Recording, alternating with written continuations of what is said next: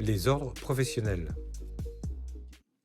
En réalité, si on regarde de quoi on parle, quand on parle d'ordre professionnel, on parle de professions qui sont en général assez techniques, très techniques, qui sont des professions dans lesquelles il n'est pas facile pour le client ou l'usager de comprendre le bien et le mal.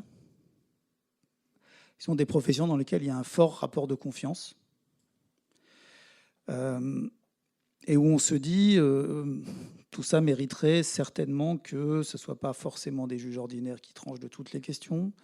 Tout ça mérite certainement qu'il y ait une forme de déontologie plus aboutie en termes de texte et en termes d'obligations. Synthèse des caractéristiques d'un ordre professionnel. Différence avec une autorité administrative indépendante. Il y a deux caractéristiques dans un ordre professionnel.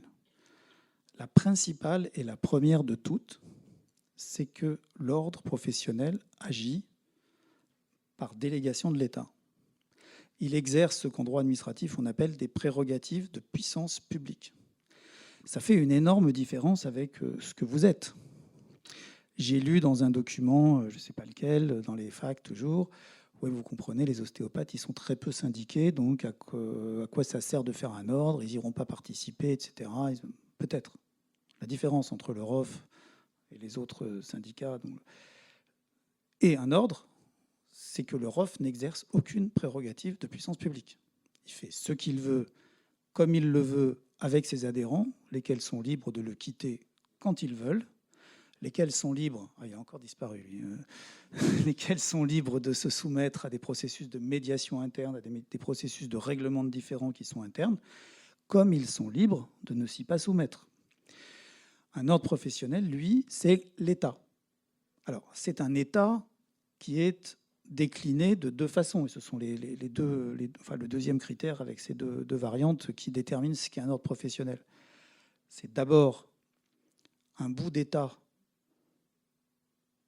qui émane, certes, d'une volonté de l'État de lui confier cette responsabilité, mais aussi de la profession, puisque qui dit ordre professionnel dit élection, et dit gestion ordinale par des membres de la profession.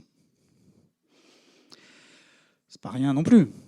Et une fois de plus, les garçons bouchers, les jardiniers ne font pas trancher leur litige par une jurande de jardinier. Ils le faisaient avant 1791 et la loi Chapelier. Ils ne le font plus. S'ils ont un litige entre eux de nature commerciale, de nature clientèle, ils vont voir le juge civil.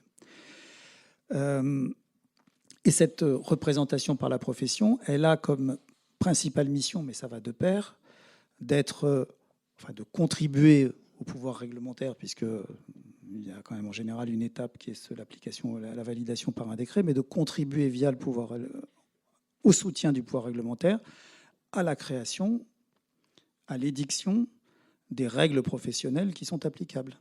C'est-à-dire le code de déontologie, pour simplifier, consiste à dire, après un travail avec la profession pour élaborer ces règles, pour les dégager, pour estimer celles qui sont bonnes, celles qui ne sont pas bonnes, celles qui s'imposent, celles qui ne s'imposent pas, celles qui relèvent du passé, celles qui méritent d'être posées pour l'avenir, de proposer cela au gouvernement qui les met en œuvre.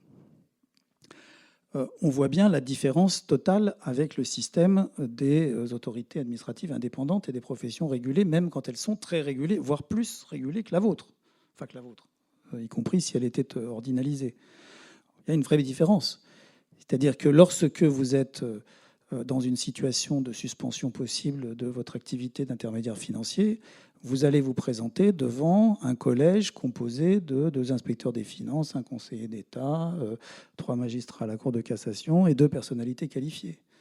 Lorsque vous êtes suspendu de l'ordre des médecins, au niveau départemental, mais surtout au niveau national, vous êtes face à vos confrères qui apprécient si oui ou non vous avez commis une erreur, et il y a un membre du Conseil d'État qui est là, qui préside, certes, que tout le monde écoute poliment, parce qu'évidemment, il représente le droit et il représente surtout le juge de cassation qui, in fine, viendra trancher la question si elle prospère devant le Conseil d'État lui-même, et qui est là pour affirmer le droit et le rappeler. Mais la question de la technicité, en tout cas de l'appréciation de ce qu'est le bien et le mal dans l'exercice d'une profession de santé, m'emmerdez pas à me dire que j'ai pas le droit encore, là je le dis, donc une profession de santé, est une question qui mérite quand même un peu plus de prise en compte de la réalité technique et de la réalité de ce qu'est la technicité du métier.